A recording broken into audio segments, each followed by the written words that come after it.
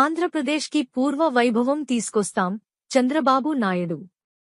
గత 5 ఏళ్లు ఏపీలో సాగించిన అరాచక పాలనతో వైసీపీ మూల్యం చెల్లించుకుంది.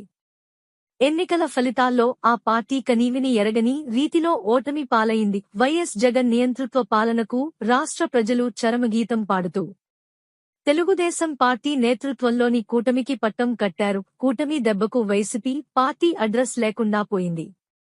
ఈ నేపథ్యంలో చంద్రబాబు నాయుడుకి దేశ నలుమూలల నుండి ప్రశంసలు, శుభాకాంక్షలు వెలువెత్తుతున్నాయి. తాజాగా ప్రధాని నరేంద్ర మోడీ చంద్రబాబు నాయుడుని ఉద్దేశించి ట్విట్టర్ వేదికగా పోస్ట్ చేశారు.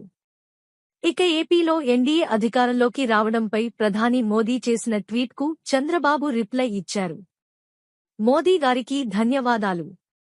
లోక్సభ, ఏపీ అసెంబ్లీ ఎన్నికల్లో ఎన్డీఏ విజయం సాధించినందుకు ప్రజల తరపున నేను మీకు శుభాకాంక్షలు తెలియజేస్తున్నాను.